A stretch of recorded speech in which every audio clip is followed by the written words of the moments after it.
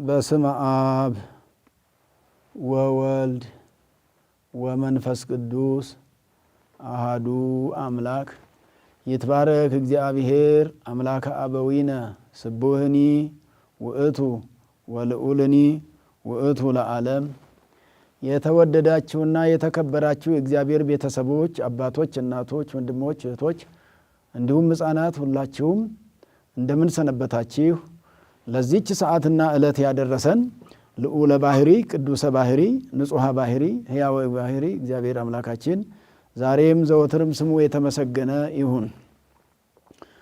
እንኳን ለ2017 ዓመተ ምህረት ዘመነ ክረምት በሰላም በጤና አደረሰን አደረሳችሁ። እንግዲህ እንደ ቤተ ክርስቲያናችን ዘመን አቆጣጠር ዘመናት በአንድ ዓመት ውስጥ የሚከፋፈሉት በአራት ነው። በአንድ ዓመት ውስጥ 365 ቀናት አሉ። 365 ቀናት ከ15 ኬክሮስን ስናካፍል እንግዲህ 3 ወር ለአራት ነው የሚደርሰው። ዘመናቱ አንዱ ዓመት ከአራት የሚከፈልበት ምክንያት በምሳሌ ነው። ምሳሌያችን በአዲስ ኪዳን ያሉ ጸሐፍተ ወንጌል ወይንም ወንጌልን የጻፉ ማቴዎስ፣ ማርቆስ፣ ሉቃስ፣ ዮሐንስ በእነሱ ምሳሌ ዘመኑን ከሶስት ከፍለን የምናየው ወይንም ቤተክርስቲያን በዛ መልክ በይበልጥ ይሄ ድጓ የምንለው የቤተክርስቲያናችን ትምህርት ትልቁ የቤተክርስቲያን አገልግሎት መስጫው ይሄንን ከፍሎ ያስቀምጣል። ድጓ ማለት ድግ ማለት ነው። ድግ ማለት ደግሞ መታጠቂያ ማለት ነው፣ መቀነት ማለት ነው። አንዲት እናት ወገቧን የምታጠብቀው የምትታጠቅበት ድግ ወይንም መቀነት እንደሚባለው ሁሉ ድጓ ደግሞ ለኢትዮጵያ ኦርቶዶክስ ተዋሕዶ ቤተ ክርስቲያናችን ለማገልገያዋ ለምስጋናዋ መታጠቂያዋ ነው። ድጓን ታጥቃ ነው። አቋቋሙ የተገኘው ከድጓ ነው። ዝማሬ መዋሥዕቱም ዜማው መቼም ዜማዎቹ ግዕዝ፣ ዕዝል፣ አራራይ ቅዱስ ያሬድ ያዜመው ድጓን ነውና ከዛ የተገኘ ቅዳሴም ቢሆን እንደዛው የሚዜሙ ነገሮች ሁሉ ከሱ የሚገኙ መሆናቸውን በተለያዩ ጊዜያትም ስንማማር ቆይተናልና ዘመን አንዱ ዓመት ከአራት ይከፈላል። በዚሁ መሰረት አንዱ ዘመን ጸደይ ይባላል። ቀጥሎ ክረምት ይባላል። ከዛ መጸው ይባላል። አራተኛው እና የመጨረሻው ሐጋይ ይባላል። ጸደይ ማለት ብላጊ የበልግ ዘመን እንደማለት ነው። ጸደይ የበለገ የሚል ግስ አለና ከሱ የሚገኝ ነው። ለምሳሌ እሱ የሚገኘው ከመጋቢት 26 ጀምሮ እስከ ሰኔ 25 ድረስ ያለው ዘመነ ጸደይ ይባላል። ወደ መጨረሻው ላይ ሰኔ ስለሚገባ ዘር ስለሚዘራበት ዘመነ ዘር ይባላልና ዘር የሚዘራበት ወቅት ነው። ከዚህ በይበልጥ ግን አሁን ከዚህ በኋላ ደግሞ የሚቀጥለው የክረምቱ ነው። ጸደይ ማለት ወርሃ መሬት ማለት ነው። ወርሃ መሬት ስለ መሬት የሚነገርበት እንደማለት ነው። ከዛ በመቀጠል እንግዲህ ከዚህ ከምንጀምረው ከሰኔ 26 ጀምሮ እስከ መስከረም 25 ድረስ ዘመነ ክረምት ይባላል። 3 ወር ሙሉ ማለት ነው። አንዱ ዘመን 3 ወር ነው። ስለዚህ ይሄ ወርሃ ክረምት ዘመነ ክረምት ይባላል። ዘር የሚዘራበት ነው። በይበልጥ በዚህ በአሁኑ ሰንበት የክረምቱ ከሰኔ 26 በኋላ ስለሆነ የአሁኑ እሁድ 29 ነውና ከ26 በኋላ ስለሆነ በ26 መዝሙሩ የሚባለው ደምፀ እገሪሁ ለዝናም የሚለው ነው። ስለ ዝናም ስለሚናገር ምስባኩ ደግሞ ዘይገለብቦ ለሰማይ በደመና የሚል ነው። ምክንያቱም መዝሙረ ዳዊት 146 ቁጥር 8 ላይ መዝሙረ ዳዊት 148 ቁጥር 6 ላይ ያለው ዘይገለብቦ ለሰማይ የሚል ነው ምስባኩ። ተርጓሚውን እንመጣበታለን። ወንጌሉ ደግሞ የሉቃስ ወንጌል ምዕራፍ 8 ቁጥር 1 እስከ 22 ድረስ ያለው ነው፣ ስለ ዘር ስለሚናገር። ስለዚህ አሁን ስለ ዝናም ስለ ዘር ነው የሚነገረው በዚህ ወቅት። ስለ ዝናም ስለ ዘር ስለሚነገር አሁን ክረምት እንግዲህ ዘመናቱን ቅድም እንደጀመርኳቸው ማቴዎስ በጸደይ ይመሰላል፣ ዘር ወደ መጨረሻው ላይ ስለሚደርስ እሱም ምድራዊ ልደቱን የጌታ ኢየሱስን ክርስቶስን ምድራዊ ከሰው ወገን ከሰው ዘር የተወለደ እንደተወለደ የሚጽፍ ስለሆነ ነው በመጽሐፈ ልደቱ ለጊዜ ለኢየሱስ ክርስቶስ ብሎ ስለሚናገር ከዚህ አንጻር በጸደይ ይመሰላል ማለት ነው። ክረምት ደግሞ በቅዱስ ማርቆስ ይመሰላል።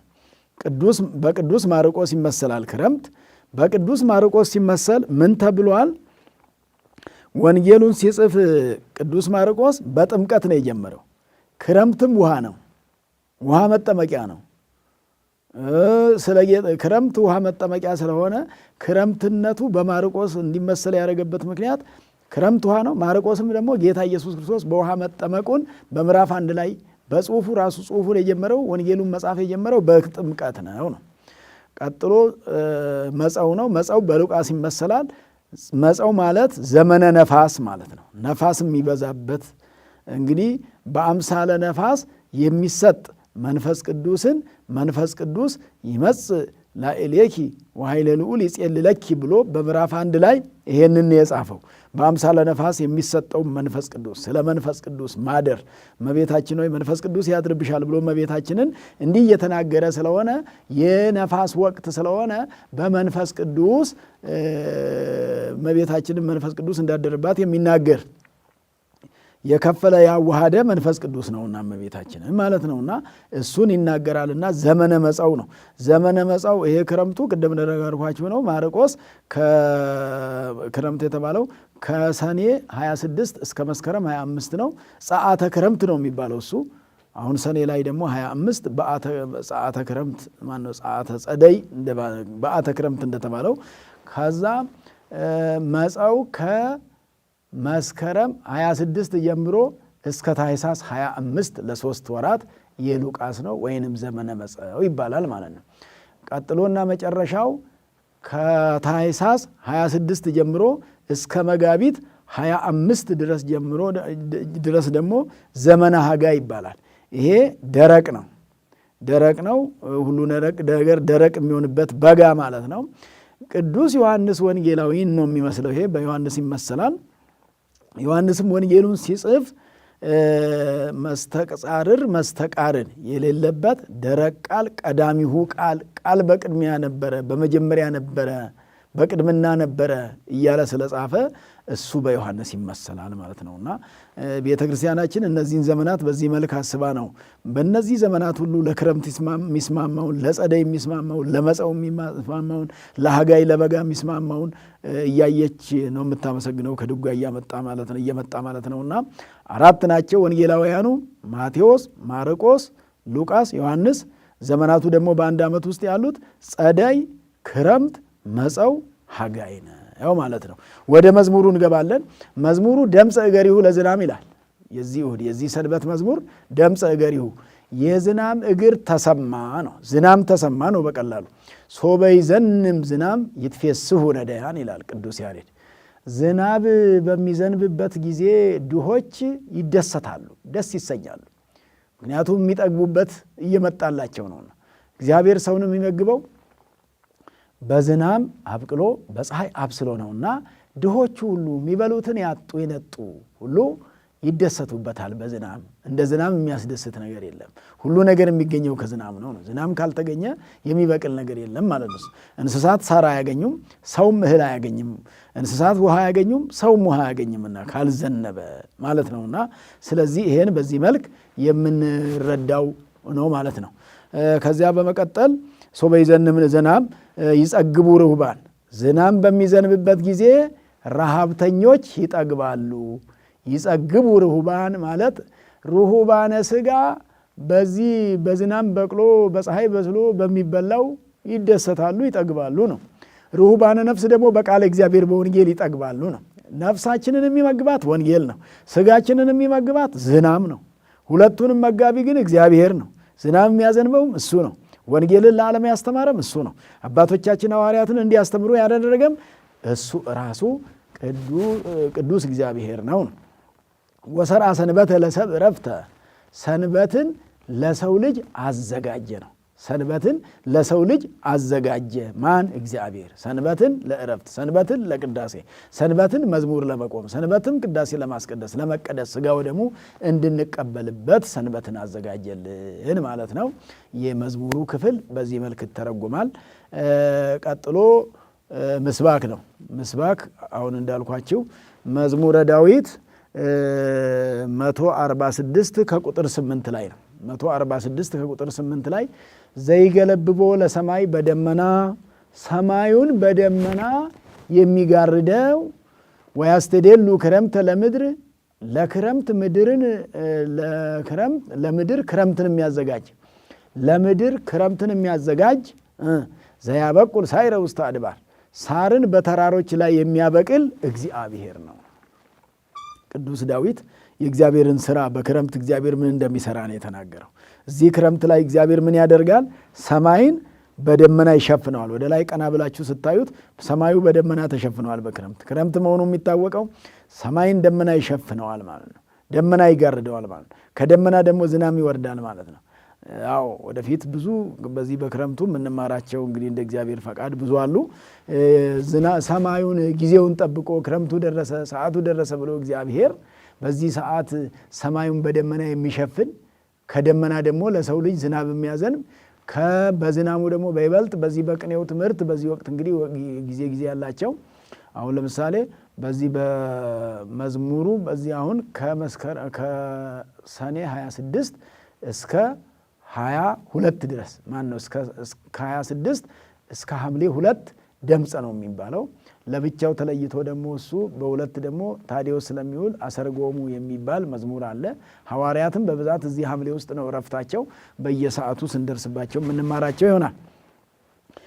ለምድር ክረምትን እግዚአብሔር ባያዘጋጅ ማን ያዘጋጃል አለ ዳዊት። እቺ ምድር በክረምቱ የሚያረጥባት የሚያረሰርሳት እርጥብ ሳር እንድታበቅል የሚያደርጋት የሚያስጌጣት የሚያስተምራት የሚያሳምራት ዓመት ደርሷልና በዓመቱ ጊዜዋን ጠብቃ ምድር ስትጠብቅ ምድር ፍሬ ለማፍራት የምትችለው ዝናብ ሲዘንብባት ነውና ሳር ስታበቅል ነው ለእንስሳት መመገብ የምትችለውና ምድር መጋቢ እንድትሆን ያደረጋት እግዚአብሔር ነው ብሎ ተናገረ ማለት ነው።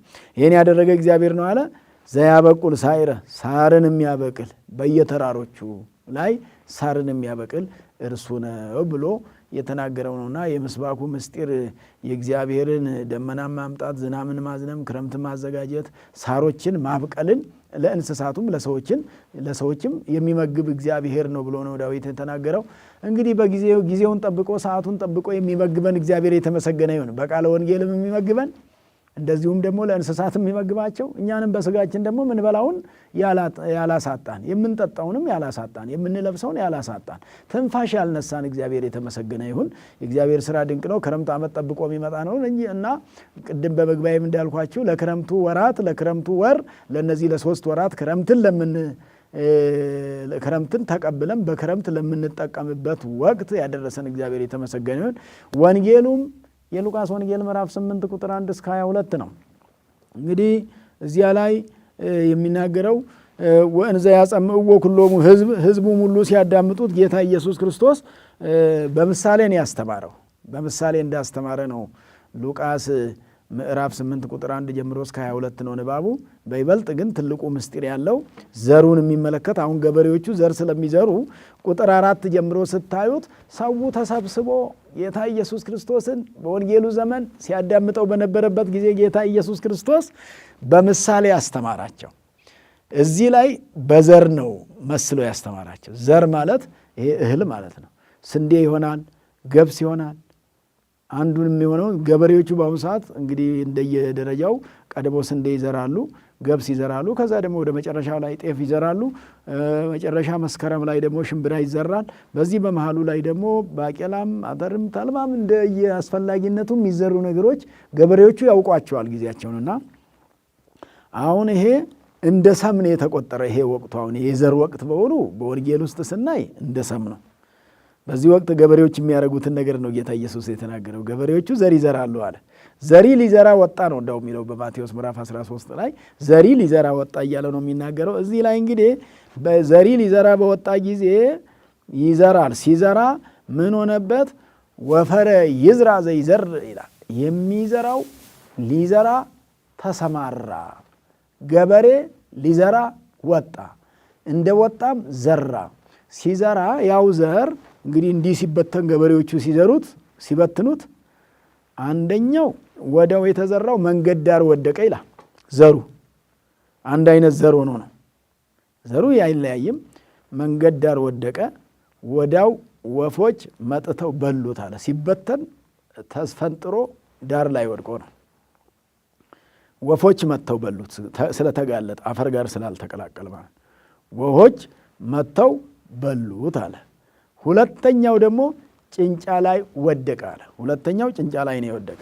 ቦዘ ወርቅ ውስተ ኮኩ ነው የሚለው፣ በጭንጫ ላይ ወደቀ። ጭንጫ ታውቃላችሁ ይሆን እንግዲህ የምታውቁ ከሆነ ጭንጫ ይሄ አፈር በደንብ የሌለው መሬት ማለት ነው። ከላይ አፈር ትንሽ አለው፣ ከስር ግን ድንጋይ ነው፣ ጭንጫ ነው።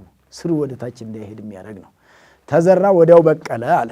ወዲያው በቀለና ነገር ግን ስር ስለሌለው ወዲያው ፀሐይ ሲወጣ ጠወለገ ይላል። ይሄ ሁለተኛው። ያኛው በወፍ ተበላ፣ ይሄ ደግሞ ጠወለገ። ሶስተኛው ደግሞ ከተዘራው ዘር ውስጥ ሶስተኛው ደግሞ እንግዲህ አንድ እጅ ብዙ ስለሚዘግን ስለተበተነ ነው። የተለያየ ቦታ ላይ ነው ያረፈው። ያው በአንድ እጅ የተበተነው ዘር ማለት አንድ አይነት የሆነው ዘር። ሶስተኛው እሾህ መካከል ወደቀና በቀለ። ከበቀለ በኋላ ጠበቆ ሶክ ዋህነቆ ይላል። እሾህ መካከል ስለወደቀ ልክ እንደ በቀለ ፍሬ አፈራለሁ ብሎ ሲታገል እሾህ ዋነቀውና ፍሬ እንዳያፈራ አደረገው። ሶስተኛውን። አራተኛው ግን መልካም መሬት ላይ ወደቀ ይላል። መልካም መሬት ላይ ወደቀ፣ ከዛም በቀለ። አንዱ 60 አንዱ 30 60 100 ያማረ ፍሬ አፈራ ይላል። አንዱ 60 አንዱ 30 60 100 አንድ እንግዲህ ሲዘራ እንዲህ ትብትብ ብሎ በደንብ ይይዛልና እንደ ስንዴ ያለ እንደ ገብስ ያለ ይዛል። ስንት አፈራ ነው የሚለው? 30 እና 60 100 ፍሬ አፈራ አንዱ አለ። ይሄ ምሳሌ ነው አለ ጌታ ኢየሱስ ክርስቶስ። አሁን ስለ ዘር አይደለም ሊያስተምር የፈለገው። ሊያስተምር የፈለገው ስለ ቃለ ወንጌል ነው፣ ስለ ቃለ እግዚአብሔር ነው። እያስተማረ ያለው ወንጌልን ነውና ወንጌሉን ዘራሁት እያለ ነው። ዘሪው ራሱ ኢየሱስ ክርስቶስ ነው። ዘራኢሁሰ ካህን ውእቱ ወገራይቱኒ ዓለም ውእቱ። ዘሪው ማን ነው አለ? ካህን ነው አለ። ዘራኢሁሰ ካህን ውእቱ ወገራይቱኒ ዓለም ውእቱ። ዘሪው ማን ነው አለ? ቃለ እግዚአብሔር የሚዘራ ዛሬም ወንጌል የሚያስተምር ነው። ጌታ ኢየሱስ ክርስቶስ ወንጌል አስተማረ። የአምስት ገበያ ሕዝብ ይከተለው ነበረ። ከአምስት ገበያ ሕዝብ መካከል ተመርጦ 12 ሐዋርያት ተገኙ፣ 72 አርድእት ተገኙ። እንደዚሁ ደግሞ ከተለያየ ከአጋንንት ስራ የተላቀቁም ደግሞ ከብዙ ነገር ከዓለም ፈተና ወጥተው የመጡ እናቶች ደግሞ 36 ነበሩ። 120 ቤተሰብ ተለይቷል ለኢየሱስ ክርስቶስ። 120ውን ለይቷል ጌታችን ኢየሱስ ክርስቶስ። እነዚህን ሁሉ በወንጌል ነው ያገኛቸውና ወንጌሉ አለ መጀመሪያ የተዘራው አንዱ ዘር ምን ላይ ወደቀ ነበር ያለ? መንገድ ዳር። የእግዚአብሔርን ቃል ሰምተው ወዲያው ሰይጣን የሚወስድባቸው ሰዎች ናቸው አለ። ይሄ መንገድ ዳር የወደቀ ዘር የተባለው የእግዚአብሔር ቃል አይደል ያልኳቸው? የእግዚአብሔር ቃል ነው። አንዳንድ ሰው የእግዚአብሔር ቃል ሲሰማ ወዲያው እንደሰማ በልቡ ሳያሳድረው ሳይይዘው ወደ ምግባር ሳይቀይረው ወደ ጾም ሳይቀይረው የተማረውን ወንጌል ወደ ጸሎት ሳይቀይረው ወደ መልካም ነገር ሳይቀይረው ሰይጣን ይጠልፍበታል፣ ይወስድበታል አለ። ወፍ የተባለ ሰይጣን ነው አለ። ኢትህም ይሰምዐ ውስተ ቤትከ እስመ ወፈ ሰማይ ያወጽኦ ለነገርከ።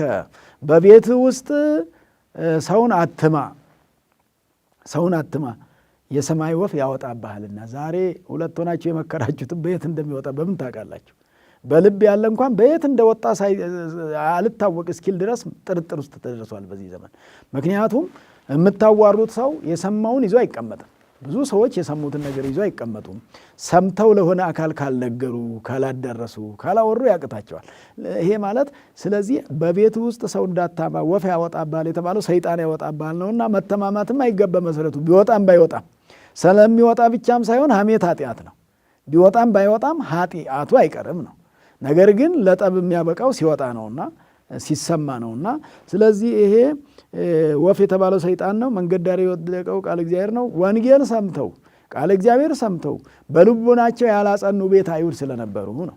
የአይሁድ ወገኖች ስለነበሩ ነው። እነሱን የሚመለከት ነው ጌታ ኢየሱስ እንዲህ ብሎ የተናገረው። ከዚያ በመቀጠል አንዱ ጭንጫ ላይ የተባለው ሰምተዋል፣ ይዘነዋልም ብለዋል።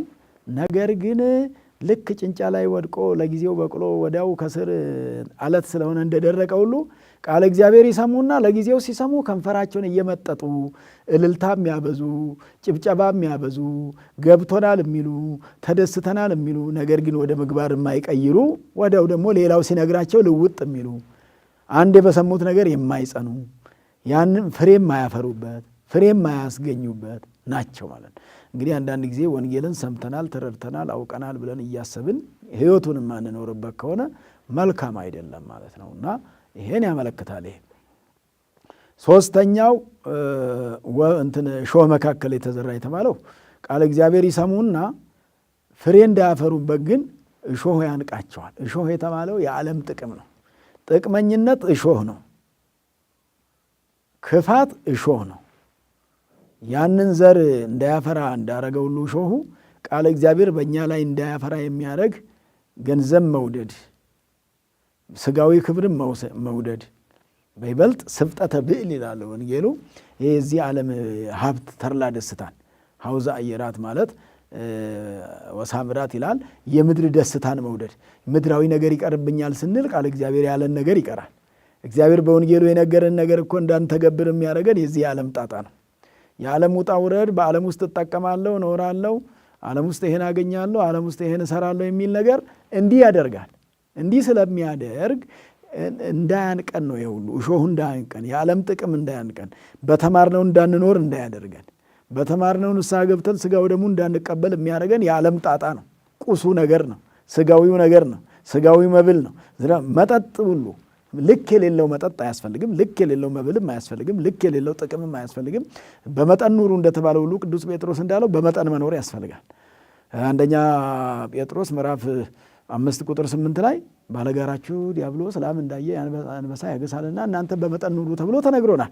መጠን የሌለው ክርስቲያን፣ መጠን የሌለው አገልጋይ እንዳንሆን ያስፈልጋል። መጠን ያለን በመጠን የምንኖር ሰዎች መሆን ያስፈልገናል እንደማለት ነውና ያለ መጠን እንዳንኖር መጠነ ቢሶች እንዳንሆን ያስፈልጋልና በመጠን መኖር የመጠን ሰዎች መሆን ስለሚያስፈልግ ነው። የመጨረሻውና አራተኛው ምንድን ነው የሚለው? አራተኛው በመልካም ምድር ላይ የወደቀ ይላል፣ የተስተካከለ። ይሄ መልካም ምድር የተባሉ እነማን ናቸው? ከቀደሙ አባቶቻችን ሐዋርያት ለወንጌሉ መልካም ምድር መሆን የቻሉ ናቸው። ከዛም 318ቱ እንደዛ ናቸው። 150ው እንደዛ ናቸው። 200 እንደዛ ናቸው። ቅዱሳን መምህራን እንደዛ ናቸው። ሰማዕታት እንደዛ ናቸው። እነ ቅዱስ ጊዮርጊስ የተመቻቹ መሬት ነው የሆኑት ለወንጌሉ። እነ ቅዱስ መርቆሬዎስ እንደዛ ነው የሆኑ። እነ አቡነ ተክለ ሃይማኖት፣ እነ አቡነ ገብረ መንፈስ ቅዱስ ቅዱሳን ለወንጌሉ የተመቹ ሆነው በላያቸው ላይ ወንጌል አፈርተዋል። ወንጌል በላያቸው ላይ ያማረ ፍሬን ያፈራው ያውም 30ና 60 100 ፍሬ አፈራባቸው ማለት ነው። ስለዚህ ዛሬ ያለን ላይ ወንጌል ፍሬ እያፈራብን ነው ወይ ነው? ወንጌል ፍሬ ካላፈራብን በስተቀር ስብከቱ እንዲሁ ድካም ነው የሚሆነው። ይሰበካል፣ ይነገራል፣ መጻሕፍት ይናገራሉ። በዚህ ዘመን የማያነብ ሰው የለም፣ የማይጽፍ ሰው የለም፣ የማይሰማ ሰው የለም። ቃለ እግዚአብሔሩ በየትኛው ሚዲያ በብዛት ይነገራል። ከክፉ ተጠበቁ የሚባል የሚነገረን ነገር በጣም ብዙ ነው። ምናልባት የተነገረንን ያክል 100% መልካም ነገር ማድረግ ቢያቅተን 50 ቢሳካልን 20% ቢሳካልን ትርፋሞች ነን እኛ ማለት።